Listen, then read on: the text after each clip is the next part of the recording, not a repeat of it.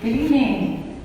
Thank you for coming. I'm Katherine Murphy with the League of Women Voters, and we're really happy that you're here for this panel. We're also filming this for Facebook Live. Dolores Irwin is doing that for us. For everyone's sake, could you please silence your devices, which I need to just make sure I did. Yes, I did. Thank you. The League of Women Voters The League of Women Voters, we just had our 100th anniversary on Friday, so we're now 100 years old in a few days. We're a nonpartisan, grassroots organization that never opposes or supports candidates or parties. In addition to our education and outreach work, we study issues and take positions after coming to consensus as a group, and we advocate for these positions at all three levels. We welcome everyone to be part of the League, all genders, and membership is open to ages 16 and up. You can be a citizen of any nation and participate, because using your voice in the place you live is also part of doing that. Next slide. The League's mission is to empower voters and defend democracy. What we're talking about tonight in tonight's forum is what our vision statement is. We envision a democracy that where every person has the desire, the right, the knowledge, and the competence to participate. And so that's what we're trying to do tonight and through our videos, is to help everybody understand this new process that we have for doing the primary nominating process in Washington State.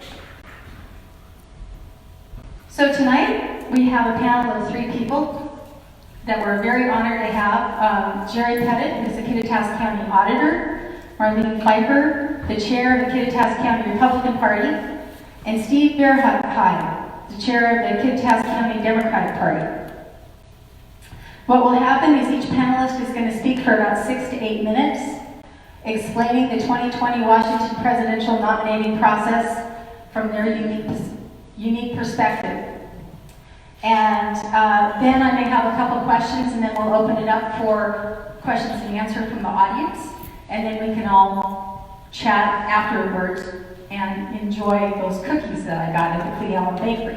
They're delicious.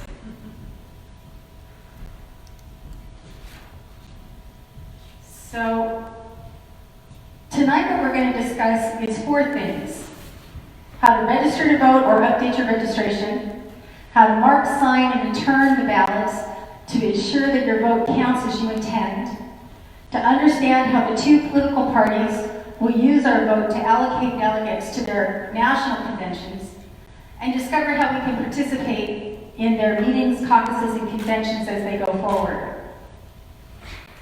So those are the things we're going to talk about. Happily, there are some things we're not going to talk about.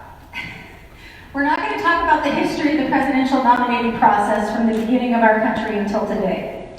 We're also not discussing how much we like or dislike this process that we have today, anything about specific candidates or specific parties or platforms, and how we might like to tinker with the system. Should we wish to have those discussions, we can do that in another forum. What we are going to talk about is how the changes to the 2020 primary changed for this year. The Washington State Legislature changed our primary date from May to March 10th.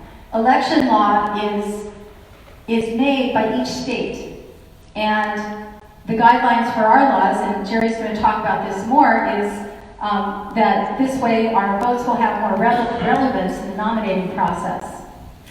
And in the state law it says major parties can participate in this primary election, and to be a major party, that means you have to have 5% of the vote in the last presidential election.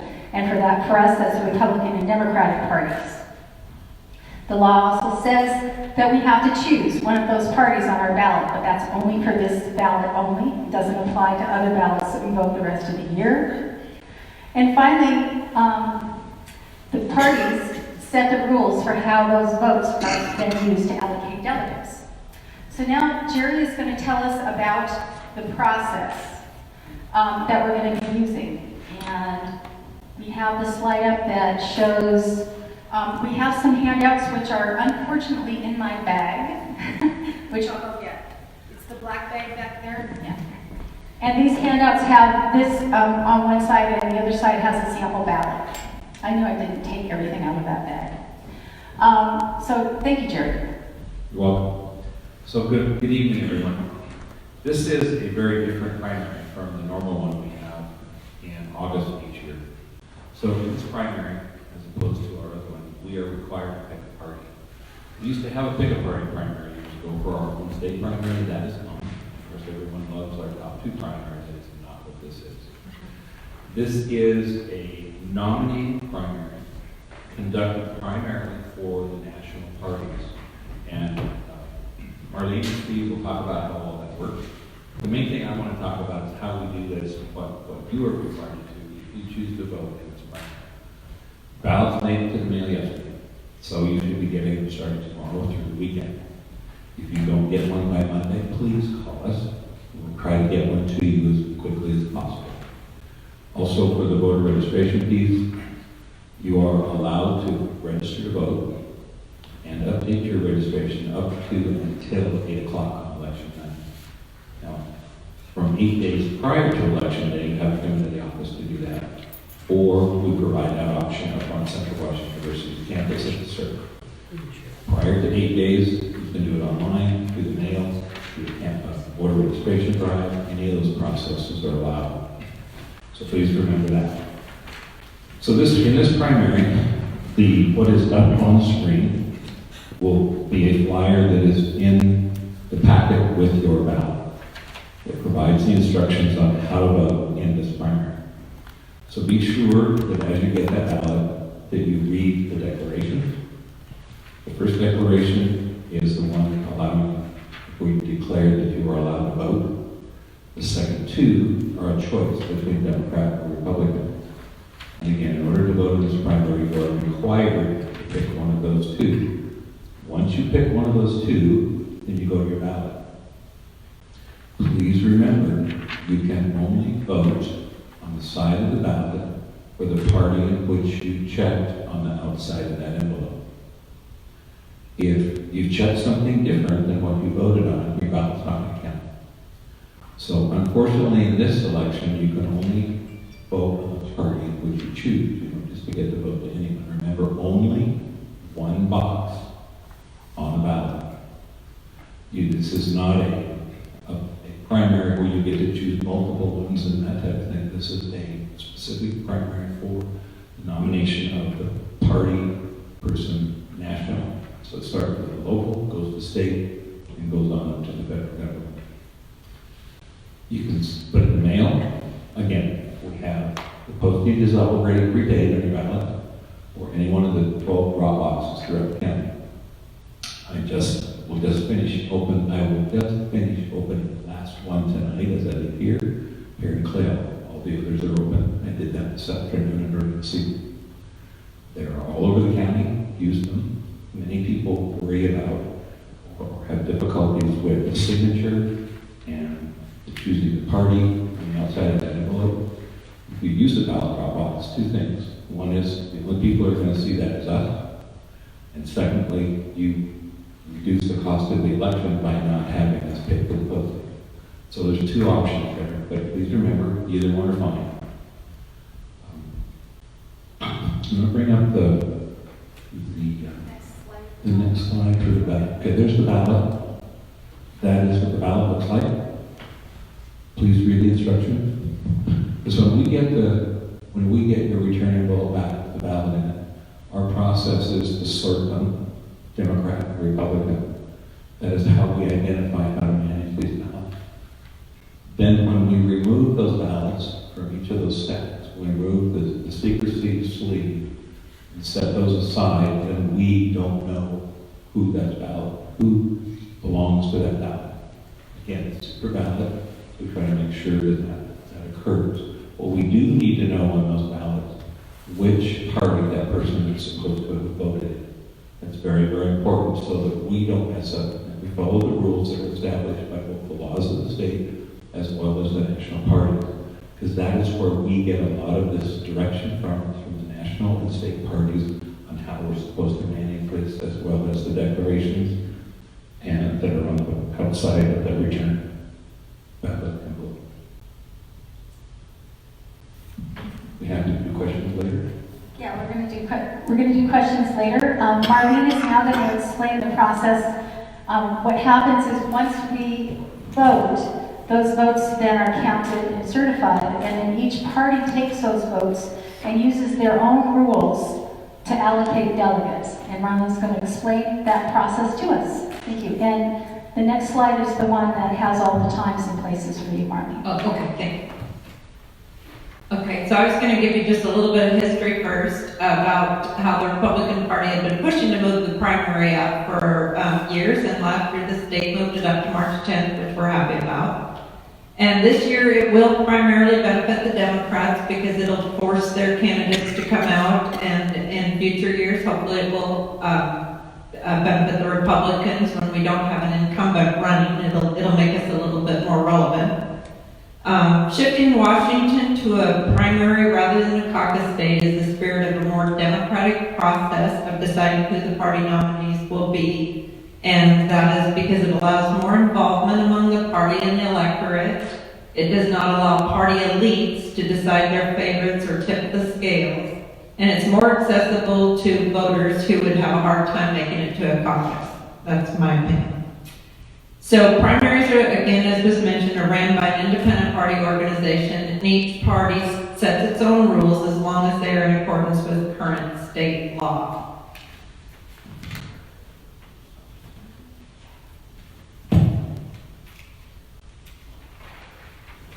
Okay, so the parties have processes just to decide which presidential candidate are or are not shown on the ballot. And our process is the Republican Party has 12, they have to have candidates to be on the ballot. They have to have a candidate has to have 12 signatures by the state party central committee, central committee member, and pay $12,000. That's our policy to do, and it has to be done 70 days prior to the primary, and for a write-in it has to be 14 days. Again, it has a $12,000 fee too.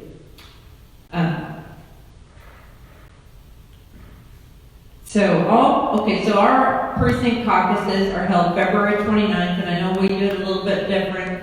The sole purpose of the precinct caucuses are to elect delegates to the county convention.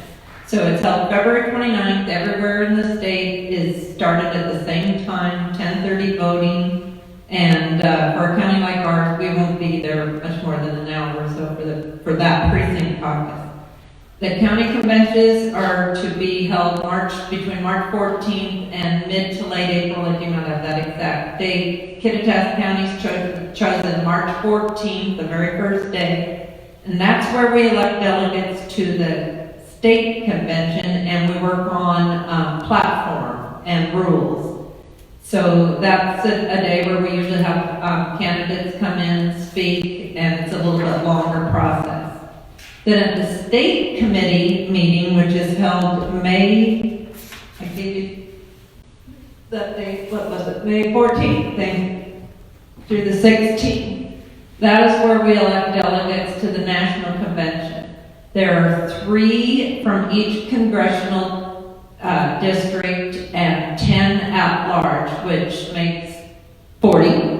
And then there's 3 at-large positions between the state chair, national committee man, and state committee woman. So there's 43 from Washington that are elected delegates to the state convention. The national convention. And that is held in August in Charlotte.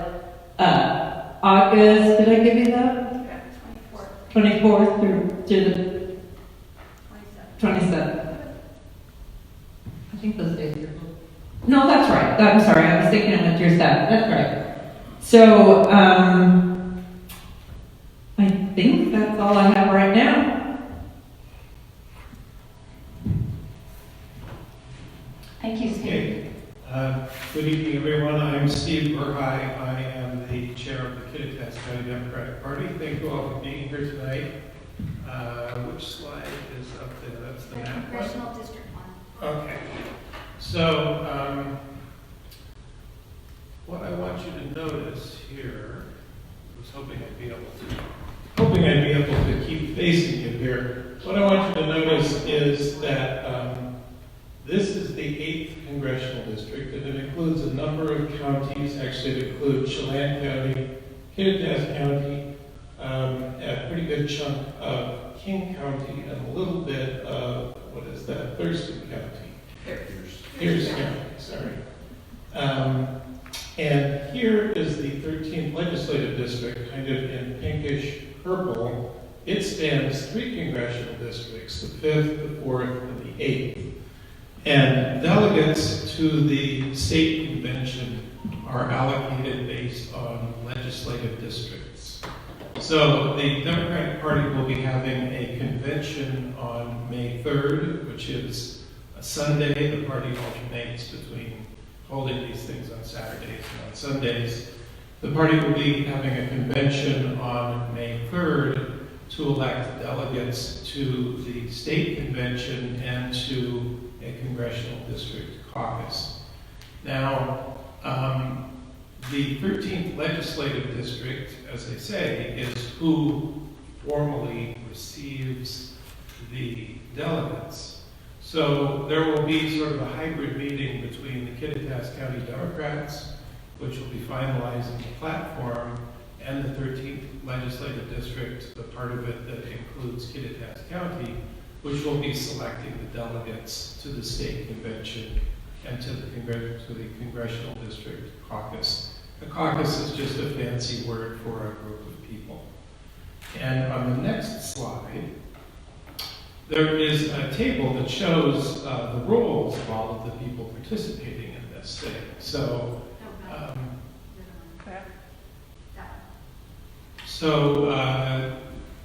at our county meeting in a couple of weeks, we will be finishing appointing people to our platform committee. They'll be working on the platform as a committee in advance of the convention. Meanwhile, the voters, that would be us, are going to be voting on our preference for the nomination. The candidates with the most votes will have delegates divided up between them, so that by the time we get to the convention on May 3rd, we will know which candidate gets how many delegates. The reason that matters is that the delegates from our county convention will be going to the 8th Congressional District caucus to begin the process of electing delegates to the national convention. We will be sending, if I'm doing the math correctly after listening to Marlene, we'll be sending about twice as many delegates to the national convention, somewhere on the order of 120 or so delegates elected from the 10 congressional districts, and then also elected at the state Democratic Party convention in Tacoma and in June. So the delegates from our delegates that we elect at our convention will have 2 jobs to do: to go to the 8th CD caucus and then to go to the state convention to participate in national delegate selection in those 2 places. Anybody who wishes can show up at our convention, our county convention, or at the 8th Congressional District Caucus, or at the state convention to stand for election as a delegate to the next level. So anybody who wants to can show up in Ellensburg on May 3rd at the Morgan Middle School auditorium and explain to everyone why they should be elected as a delegate to the state convention, and maybe they'll get elected, even if we've never met them before. Likewise at the other 2 levels, at the 8th CD and at the state convention. I think that's all I have for now. I'm looking forward to hearing your questions, Katherine. Okay, thank you. So could we put the ballot slide back up? I know I need to have to go back. So we'll talk about the ballot for a second just to clarify some things. You'll notice on both parties there is the candidates that are listed, and then there is the option for write-in candidates. We're going to talk about write-ins first. because the way the law is written is that your vote will only count for a write-in candidate if that candidate has been registered with the state and has been approved by either the Democratic or Republican Party. Am I correct, Jerry? Yes. Okay. And so far, there are no approved write-in candidates. Is that true for this election? That deadline is actually... It's March 3rd. But as of today, there aren't any. Not that we know of, but we won't know that until... Okay, so March 3rd, the Secretary of State's office will get notified by either the Democratic or Republican Party that there would be another candidate or more than one candidate that could be applied.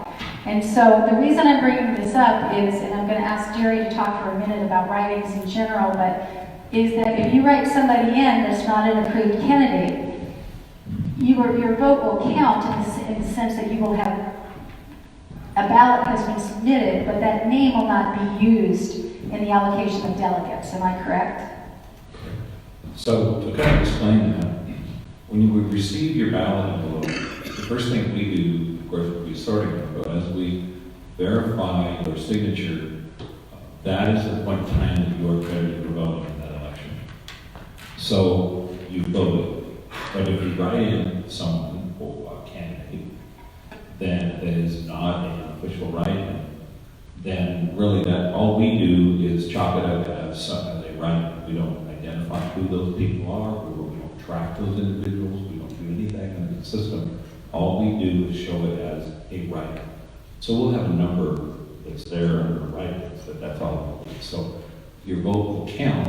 It's just not going to count to any particular candidate that's on the ballot. So does that answer the question? Yeah, that answers the question. And the reason I'm saying this is that some people might think that they might want to write somebody else in for one or the other parties. I know in the last election that happened in both parties. People wrote people in. But we want to make sure everybody's vote counts, and so that's the reason I asked that question. Right, and that's with any election in the state of Washington. Right. Unless someone has declared as well. This one's a little different because you actually have to be approved write-in, but anyone in other elections, unless you declare yourself as a write-in, then those your votes that are for any person that you write a written in, other than that, really don't count as anything other than just a write-in, because we don't track those. The other thing on the ballot is that in this particular election, the Republican Party in this state has one candidate running, Donald Trump. And on the Democratic side, there are 13 candidates on the ballot, plus an uncommitted choice. And I would like Steve to explain what uncommitted delegates mean, or you can share So that. if I may start. Yeah. If someone checks the uncommitted line, that's the only line you can check. That's the only box you can check. So you can't check a candidate and uncommitted, because what that will be is counted as an absolute overvote. So we won't know who to check it, so really your ballot won't count. So I'm going to let Steve explain what that is.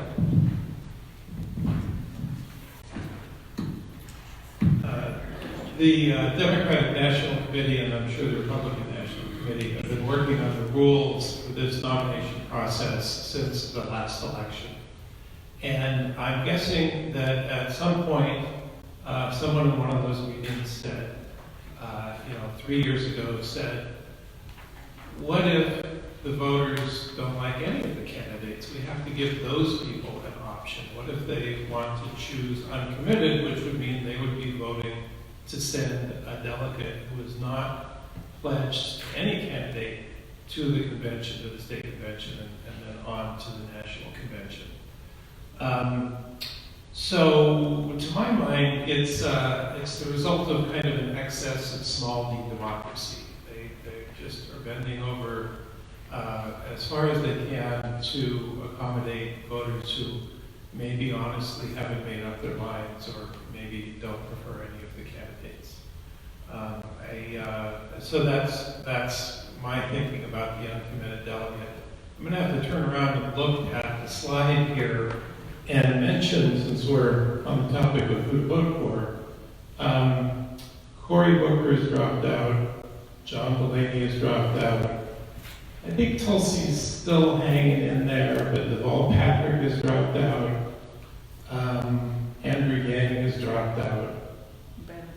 Bennett way up the top. Bennett has dropped out. So we've got Biden, Bloomberg, Buttigieg, Gabbard, Klobuchar, Sanders, and Warren. Steyer? And Steyer. I actually wasn't sure about Steyer. Steyer's still in? As far as I Okay, he was still making fun of his tie, so he must still be relevant. Okay. So this is another thing voters are going to want to watch out for, right? They are perfectly free to vote for any of those people who have suspended their campaigns, but just as if they have written in Mickey Mouse or frankly checked the uncommitted box, their vote won't really make a difference. And I'm hearing from lots of people who are saying, well, I prefer Sanders, but I really like Warren, or vice versa, or what about Bloomberg? And there's always talk about trying to game the system in some way by maybe not voting for your preference in the primary. And I always tell people, vote for your favorite candidate. Vote for the person you want to win. Don't be trying to game the system, because you're just going to mess things up, and you're going to not respect your choice here. So I don't know why anyone would want to write anyone in, at least on our side. I don't know why anyone would want to choose uncommitted, and I don't know why anyone would want to vote for someone who has suspended their campaign. It's going to be interesting to see what happens. So that brings up another question that briefly I'll need to ask both of you, is that, so the votes are collected and tallied, and then each party allocates delegates based on a certain percentage of votes. And I believe, if I'm correct, Marlene, for the Republican Party, that's 20%, I think, is the threshold. But I believe you're right, and I don't have that. I think, But I believe you're right. that's what you said at the last, Yeah. you did this before, yeah. So it's 20%. And in your case, because currently there's only one candidate, that should be pretty It's going to easy. be pretty tough. So in Steve's case, I'm going to try to restate for Steve what I believe the answer is, and then he can correct me. How about that? So in a certain number of the delegates are going to be allocated based on the congressional vote level. So if somebody receives 15% in the 8th congressional district, they would be eligible to have delegates allocated to them. Is that correct? That is correct. The threshold was 15%. And so then also, there are delegates that are elected at the state convention for the at-large delegates, I suppose they're called. Those again have to be 15%, but that's 15% of the state total. 15% of the whole state. Okay. So you could have candidates who get 15% in one congressional district and not 15% for the whole state. And that means that the delegation would be representative of those two parts. And we've already seen that in the Iowa caucus and in New Hampshire. Yeah, that's a common thing to have. Okay, so I just wanted to make sure people understood that. And so one of the things that, to go to what you just said, Steve, without overburdening Jerry's office, which we don't want to do, is that Super Tuesday happens the week before our primary election. That happens on May 3rd. And so, March 3rd, excuse me. And so that might mean that some people who hadn't quite decided yet might want to wait until after that primary to see if somebody else dropped out. And does that make sense, Steve? Is that what you're hearing?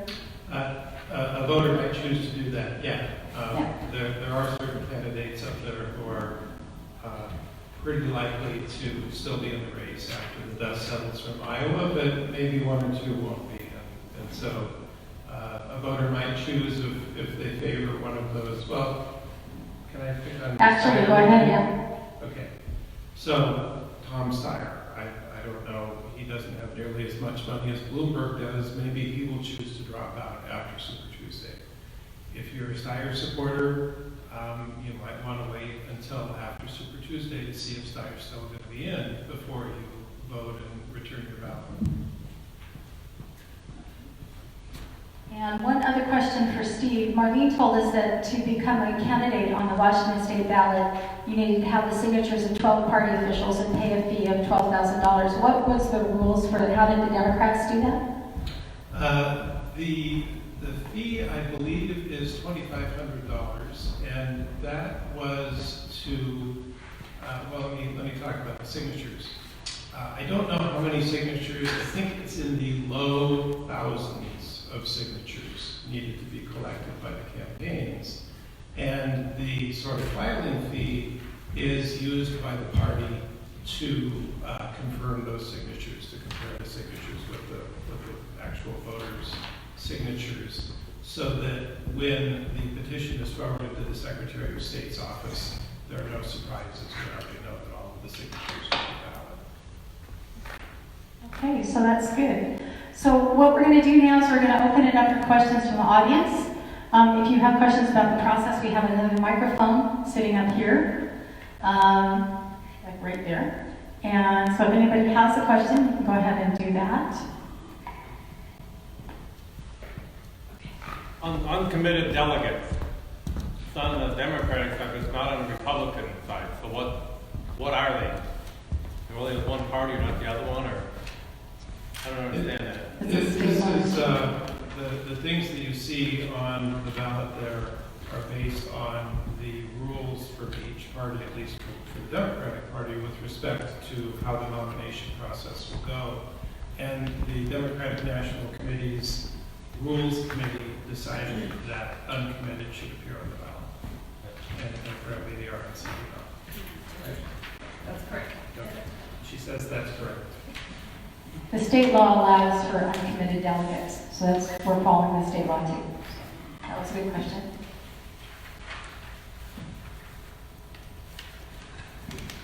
Yeah, this would be for Jerry. This would be recorded. Yeah, this would be for Jerry Pettit. And we have a pretty good reputation of voters, accountability. And I know in some of the past elections, there were some voters registered that turned out to be a vacant lot. Is there any follow-up on that? I know it's probably a small number, but to me, just voter, reliability is one of the greatest things.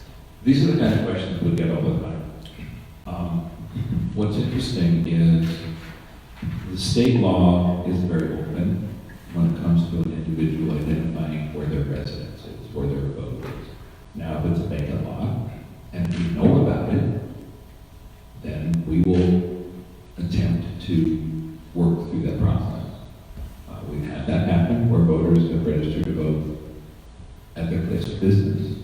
And as soon as we find out what that is, we work with that voter to get that corrected.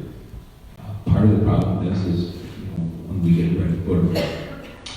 get a voter registration, one of our requirements is to precinct that voter.